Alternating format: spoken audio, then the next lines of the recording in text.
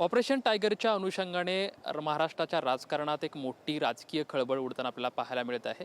सध्या आपल्यासोबत चर्चा करण्यासाठी शिवसेना शिंदे गटाचे युवा सेनेचे पदाधिकारी किरण साळी सध्या आपल्या समवेत आहेत। आपण त्यांच्यासोबत चर्चा करू।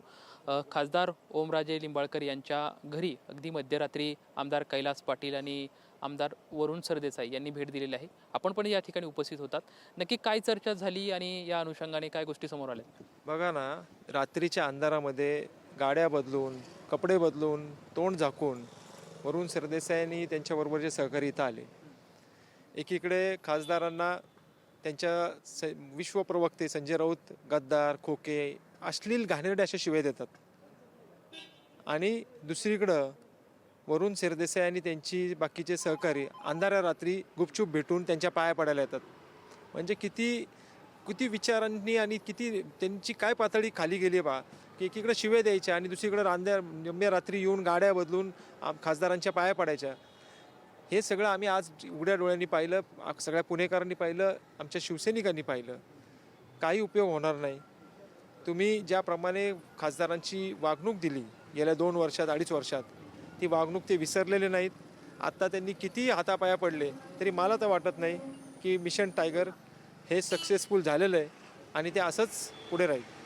तुम्ही म्हणतायत ऑपरेशन टायगर हे सक्सेसफुल झाले आहेत, मात्र आमदार कैलास पाटील असतील किंवा वरुण सरदेसाई त्यांचं असं म्हणणं आहे की आम्ही त्यांची मनधरणी करत आहोत आणि ती मनधरणी आम्ही करतच राहू आणि त्याला यश मिळेल। कुठंतरी आमदार कैलास पाटील असं म्हणतायत की खासदार ओमराजे मैत्री निभावतील असा त्यांनी विश्वास व्यक्त केला आहे। 2 दिवसापूर्वी तुम्ही अग्रलेखात लिहिता गद्दार, घाणेरडे आणि इतके अश्लील शिव्या देता आणि त्याच खासदारांना 2 दिवसानंतर तुम्ही पाया पडायला येता अंधेऱ्या रात्री। म्हणजे हे लक्षात आलं का तुमच्या की उबाटाची काय परिस्थिती झालेली आहे? म्हणजे पब्लिकली प्रेस कॉन्फरन्समध्ये मेळाव्यात त्यांना शिव्या द्यायच्या आणि अर्ध्या रात्री येऊन पाया पडायचं आणि मनधरणी करतो असं सांगायचं। ह्या त्यांच्या भूलतापा आणि अशा घाणेरड्या वागणुकीमुळेच आज त्यांच्याकडनं लाखो शिवसैनिक पक्ष सोडून गेलेत, लोकप्रतिनिधी गेले, आमदार गेले, खासदार गेले, नगरसेवक गेले। त्याच्यामुळं संपूर्ण महाराष्ट्राच्या जनतेने पाहिलं, शिवसैनिकांनी पाहिलं की हे अशीच ह्यांची घाणेरडी वागणूक आहे। थेट मातोश्रीवरून निरोप आलेला होता। आता हाच निरोप घेऊन कैलास पाटील या ठिकाणी दाखल झालेले होते। काय वाटतंय कैलास पाटील यांनी जो निरोप घेऊन आलाय त्याच्यामुळे कुठेतरी ओमराजे यांचं मत परिवर्तन होईल का? दुसरी गोष्ट म्हणजे आता उद्या सकाळी गोवर्धनवाडी या ठिकाणी खासदार ओमराजे लिंबाळकर जाणार आहेत, निष्ठावंत कार्यकर्त्यासोबत ते चर्चा करणार आहेत आणि यातून काय मत परिवर्तन होऊ शकते आणि मिशन टायगरवरती याचा काय परिणाम होईल असं वाटतंय का? असं कुठलंही मिशन टायगरवरती परिणाम होणार नाही।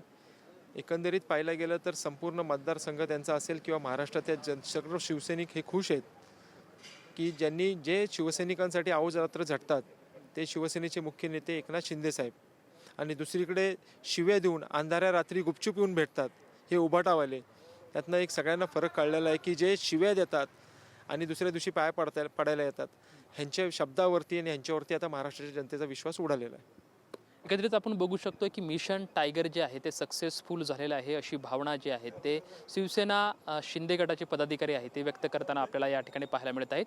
मध्यरात्री या ठिकाणी कैलास पाटील आणि वरुण सरदेसाई येत आहेत। एकंदरीतच कुठंतरी त्यांचा एक बुरखा आहे आणि ते पांघरून या ठिकाणी येत आहेत। उघडपणे यायला पाहिजे, भेटायला पाहिजे अशी भावनासुद्धा युवा सेनेचे पदाधिकारी व्यक्त होताना आपल्याला पाहायला मिळत आहे। कॅमेरामॅन सुशांत राऊत सोबत लक्ष्मण जाधव, ट्यून मराठी, पुणे।